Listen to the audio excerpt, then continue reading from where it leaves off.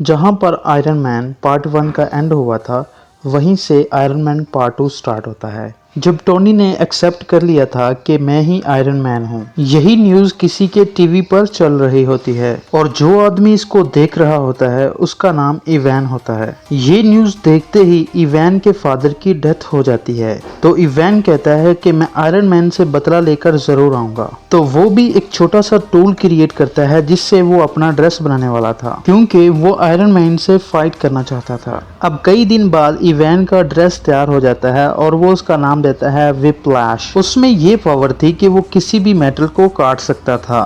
फिर हम देखते हैं कि 6 महीने गुजर जाते हैं। टोनी कुछ लोगों से स्पीच कर रहा होता है। उसने अपना आयरन मैन वाला सूट पहना हुआ था। वो बताता है कि मेरे फादर का ये ड्रीम था कि वो एक सिटी बनाएं जिसमें एडवांस बिल्डिंग्स हों और काफी अच्छी टेक्नोलॉजी हो, लेकिन वो तो अपना ये ड्रीम पूरा नहीं कर पाए और मैं उनका ये ड्रीम पूरा करूंगा। और वो अपना ड्रेस सबको दिखाता है और कहता है कि ये मेरी हेल्प करेगा। टोनी ये सब बातें करके वहां से निकल ही रहा होता है कि तभी उसके पास कुछ लोग आते हैं। वो टोनी से कहते हैं कि आपसे कुछ लोग कुछ बातें पूछना चाहते हैं। वो सब लोग ये चाहते हैं कि आप सुबह कोर्ट में आएं। वो आपके ड्रेस के बारे में आपसे कुछ इन्वेस्टिगेशन करेंगे। जब टोनी कोर्ट जाता है तो उसे पता चलता है कि वहां पर तो आर्मी मौजूद है। कोर्ट के सेनेटर उसे कहते हैं कि सूट तो तुमने काफी अच्छा बनाया है, लेकिन इतनी ज्यादा पावरफुल और खतरनाक चीज तुम्हारे पास नहीं होनी चाहिए। ये तुम आर्मी को दे दो, क्योंकि वो इस सूट से आर्मी की काफी अच्छी ट्रेनिंग कर सकते हैं। तो टोनी कहता है नहीं, वो ड्रेस मैंने बनाया है, मेरी मेहनत लगी है उस पर। मैंने उस पर कई सारे एक्सपेरिमेंट्स किए और मुझे ही उसे यूज करना आता है। वो मेरा ड्रेस है और मैं ही आयरन मैन हूँ। No one can be iron man. कोई भी आयरन मैन नहीं बन सकता मेरे अलावा। वहां पर टोनी का वो ब्लैक दोस्त भी होता है, लेकिन इस बार उसका फेस चेंज था, यानी किसी और को टोनी का दोस्त बना दिया गया है, लेकिन कैरेक्टर वही है। वो भी टोनी से यही कहता है कि मुझे अफसोस है कि मुझे ये कहना पड़ रहा है, ये ड्रेस वाकई बहुत खतरनाक है और ये आर्मी के पास होना चाहिए। लेकिन फिर भी टोनी नहीं मानता। फिर वहां पर एक वेपन एक्सपर्ट आता है, वो भी सेम बात बोलता है, लेकिन टोनी कहता है कि मैं किसी की बातों में नहीं आने वाला। टोनी कहता है मैं जानता हूँ आप लोगों को ऐसा करने के लिए किसने कहा है। इनफैक्ट वो आदमी चाहता है कि आप मेरा ड्रेस ले लें, क्योंकि वो मेरे जैसा ड्रेस नहीं बना पा रहा। उसने मेरी कॉपी करके कई सारे ड्रेस बनाए हैं, लेकिन वो इस काम के नहीं हैं जैसा मेरा ड्रेस है। तो आप लोग उसकी बातों में क्यों आ रहे हैं? मैं आप लोगों को सबूत भी दिखाता हूँ। तो फिर टोनी उन लोगों को सबूत भी दिखाने लगता है कि वो आदमी कैसा है। वो कहता है कि इतना बड़ा वेपन मेकर मेरे ड्रेस को कंट्रोल नहीं कर पा रहा, तो आप लोग कैसे कंट्रोल करेंगे? ये सिर्फ मैं चला सकता हूँ और मैं जानता हूँ कि ये किसी को नुकसान नहीं देगा। सबको उसकी बात अच्छी लगती है और फिर वो वहाँ से चला जाता है। दूसरी तरफ हम देखते हैं कि इवैन अपना ड्रेस तैयार कर चुका होता है ताकि वो डायरेक्ट जाके आयरन मैन से लड़ाई करे। दूसरी तरफ टोनी भी अपने ड्रेस को चेक कर रहा होता है। उसके ड्रेस में एक ऐसा केमिकल एलिमेंट होता है कि जो सबसे ज़्यादा यूज़फुल था, लेकिन यूज़फुल होने के साथ साथ वो काफ़ी ख़तरनाक भी था। उसकी वजह से टोनी की बॉडी में काफ़ी ज़्यादा पॉइजन फैल रहा था। उसी दौरान टोनी इस सोच में भी पड़ जाता है कि अगर मुझे कुछ हो गया तो कंपनी का क्या होगा। तो फिर वो अपनी सेक्रेटरी को बुलाता है और कहता है कि मैं तुम्हें मेरी कंपनी का CEO बनाता हूँ। ये कंपनी अब तुम्हारे अंडर है, तुम जिसको चाहो हायर करो। तो टोनी की सेक्रेटरी एक लड़की को इंटरव्यू के लिए बुलाती है, लेकिन वो लड़की किसी कंपनी की एजेंट होती है।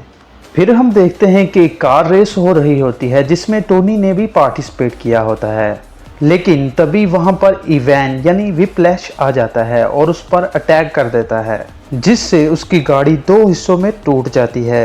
ये न्यूज़ टीवी पर टोनी की असिस्टेंट यानी CEO भी देख लेती है और वो अपने बॉडीगार्ड से कहती है कि हमें फौरन उसकी मदद के लिए जाना होगा।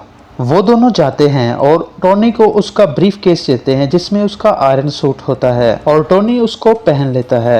अब आयरन मैन में और व्हिप्लैश में काफी ज्यादा लड़ाई होने लगती है, लेकिन आयरन मैन जो भी अटैक कर रहा था व्हिप्लैश उसे रोके जा रहा था। लेकिन फिर आयरन मैन व्हिप्लैश पर एक जोरदार अटैक कर देता है, जिसकी वजह से व्हिप्लैश को डिफीट हो जाती है। इसके बाद व्हिप्लैश को गिरफ्तार कर लिया जाता है। थोड़ी देर बाद टोनी पुलिस स्टेशन जाता है इवैन से ये पूछने के लिए कि उसने उस पर अटैक क्यों किया था। इवैन आगे से चुप रहता है तो टोनी कहता है तुम्हारी टेक्नोलॉजी बहुत कमाल थी, अगर तुम ये टेक्नोलॉजी आर्मी को बेच देते तो तुम काफ़ी अमीर हो सकते थे। और वो ये कहकर वहाँ से चला जाता है। फिर हम देखते हैं कि एक और आदमी आता है जो कि सेम टू सेम इवान के जैसा था। इवन उन दोनों की यूनिफॉर्म भी सेम थी। उसे जेल में इसलिए भेजा गया था ताकि उसे मरवा के इवान को बचाया जा सके और लोगों को ये लगे कि इवान मारा जा चुका है। और एक आदमी जो कि बहुत बड़ा गैंगस्टर था वो इवान को वहाँ से बचा लेता है, यानी रेस्क्यू कर लेता है। सबको यही लग रहा था कि इवान मारा जा चुका है क्योंकि उन्होंने वहां पर ब्लास्ट करवा के नकली इवान को मरवा दिया था। वो गैंगस्टर किसी कंपनी का ओनर था और टोनी का बहुत बड़ा दुश्मन था। वो ये चाहता था कि वो भी आयरन मैन के ड्रेस की तरह कई ज्यादा ड्रेसेस बनाए और पूरी आर्मी बनाए उनसे। उसने इवान को भी इसीलिए चढ़वाया था। दूसरी तरफ टोनी के ड्रेस का वो केमिकल एलिमेंट उसे काफी सता रहा होता है। वो उसकी चेस्ट में मुसलसल पॉइजन पहुंचा रहा था, जिससे उसे फील हो रहा था कि अगर उसने जल्द कुछ ना किया तो वो मारा जाएगा। इस बात की फिक्र ना करते हुए वो अपनी बर्थडे पार्टी रखता है और डांस कर रहा होता है। तभी वहाँ पर उसका ब्लैक फ्रेंड आता है और उसे कहता है कि आर्मी का ऑर्डर है कि कल तुम्हें या तुम्हारे ड्रेस को वहाँ पर पेश किया जाए। वो आदमी भी अब टोनी से तंग आ चुका था। वो कहता है कि तुम अपना ड्रेस पहनकर ये पार्टी कर रहे हो, तुम्हें पता भी है कि ये कितना खतरनाक है। जब टोनी उसकी बात नहीं मानता तो वो भी टोनी का पुराना ड्रेस पहनकर आ जाता है और अब उन दोनों में फाइट होने लगती है। दोनों ने ही आयरन के ड्रेस पहने हुए थे और दोनों चाहते थे किसी न किसी तरह से दूसरे को हरा दे ताकि पहला जीत जाए। वो अपने हाथों से लेजर निकालने लगते हैं और दोनों लेजर्स एट अ टाइम निकलने की वजह से दोनों आपस में टकरा जाती हैं, जिसकी वजह से बहुत बड़ा ब्लास्ट होता है। जिस जगह पर ब्लास्ट होता है और जिस जगह पर टोनी की पार्टी हो रही होती है वो जगह कोई और नहीं बल्कि उसकी कंपनी होती है। अब टोनी का पुराना ड्रेस लेकर उसका ब्लैक फ्रेंड तो चला जाता है, लेकिन टोनी वहीं पर नशे की हालत में होता है। फिर हम देखते हैं कि एक आंख वाला आदमी टोनी के पास आता है और उसे कहता है कि तुम्हारे फादर क्या क्या करना चाहते थे और तुम क्या कर रहे हो, तुम नशा करके इधर उधर फिरते रहते हो। तो टोनी कहता है तुम अपनी जुबान बंद रखो, तुम होते कौन हो ऐसा बोलने वाले। तो वो आदमी कहता है मैं तुम्हारे बारे में सब कुछ जानता हूँ और वो लड़की जो तुम्हारी कंपनी में इंटरव्यू देने आई थी वो कोई और नहीं बल्कि मेरी ही सीक्रेट एजेंट है और तुम्हारी सारी बातें और सारी रिपोर्ट्स ये मुझे देती रही है। फिर वो आदमी ये भी कहता है कि मैं ये नहीं चाहता कि तुम्हारा कोई नुकसान हो, मैं ये चाहता हूँ कि तुम और अच्छा ड्रेस बनाओ जो पूरी दुनिया के लिए फायदेमंद साबित हो और मेरे पास तुम्हारे फादर की कुछ चीजें भी हैं, अगर तुम चाहो तो मेरे से ले सकते हो। टोनी उस एक आंख वाले आदमी से वो सारी चीजें ले आता है तो उसे पता चलता है कि उसके फादर जो सिटी बनाना चाहते थे वो उस टूल की मदद से बनाई जा सकती है। वो उस पर पूरी तरह से रिसर्च करने लगता है। वहाँ पर उसको कोर का पूरा डिजाइन भी नजर आ जाता है। वो उस पर कुछ और रिसर्च करता है और काफ़ी चेंजेस करने के बाद वो बहुत ही ज़्यादा एडवांस टूल बना लेता है और उसी टूल की मदद से वो एक ड्रेस बनाता है जिसका वो नाम देता है मार्क 6। और साथ ही उसे इवान की कॉल भी आती है जो कहता है कि मैंने बहुत अच्छा ड्रेस बना लिया है, मैं इंतज़ार करूंगा उस दिन का जब तुम और मैं आमने सामने आएंगे और देखते हैं कि कौन जीतता है। और यहाँ पर ये एक्सप्लेन करते हैं कि उन्होंने वो ड्रेस किस तरह से बनाया। टोनी का वो ड्रेस जो उसका फ्रेंड आर्मी के पास ले गया था, उस ड्रेस में इवान और टोनी के दुश्मन ने कुछ चेंजेस किए और टेक्नोलॉजीज को इस्तेमाल करते हुए उन्होंने उसको और ज़्यादा एडवांस बना दिया जो कि काफ़ी ज़्यादा वॉर्स और फाइट लड़ सकता था। अब दूसरी तरफ टोनी का दुश्मन लोगों से स्पीच कर रहा होता है कि मैंने आयरन सोल्जर्स बनाए हैं क्योंकि अब आयरन आर्मी का दौर है। दूसरी तरफ टोनी को भी पता चल जाता है कि इवान किसी के साथ भी सच्चा नहीं है, तो वो जाता है उसी दुश्मन के पास, उसी इंडस्ट्री के ओनर के पास और उसे कहता है कि इवान तुम्हारे साथ धोखा करेगा, वो तुम्हारी सारी आर्मी को अपने कब्जे में कर लेगा और वो सिटी पर अटैक कर देंगी। और ऐसा ही होता है। इवान देखते ही देखते सब सूट्स को अपने कब्जे में कर लेता है और उस वॉर मशीन को भी जो उन्होंने अपनी नई टेक्नोलॉजी से तैयार की थी, वही ड्रेस जो कि टोनी का पुराना ड्रेस था। टोनी उस इंडस्ट्री के ओनर से कहता है कि मैंने कहा था ना, आप जाओ और सबको कंट्रोल करो, लेकिन अब बहुत देर हो चुकी थी। तो वो सीक्रेट एजेंट वहां पर पहुंचती है जहां पर इवान तमाम सोल्जर्स को कंट्रोल कर रहा होता है, लेकिन वो सारे के सारे अपना कंट्रोल खो चुके थे। तभी वहां पर आता है टोनी जो कि अब आयरन मैन बन चुका था। वो आते ही अपनी पावर को इस्तेमाल करता है और सारे आयरन सोल्जर्स को मार देता है, लेकिन तभी उसके सामने आता है व्हिप्लैश जो कि अब ज्यादा स्ट्रॉन्ग हो गया था अपने उसी ड्रेस में। टोनी यानी आयरन मैन अब उस पर अटैक करने लगता है, लेकिन अब उस पर कुछ असर नहीं हो रहा था।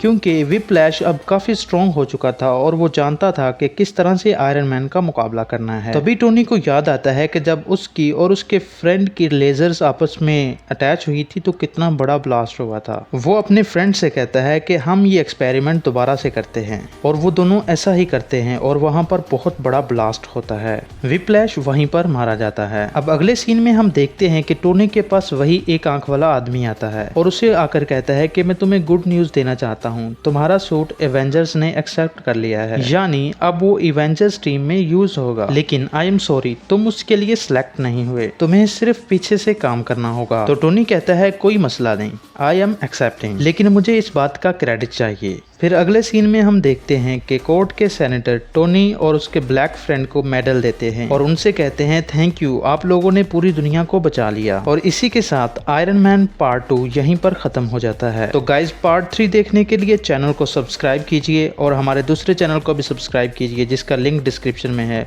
उसको विजिट कीजिए। आपको अच्छा लगे तो उसको भी सब्सक्राइब कीजिएगा। ओके।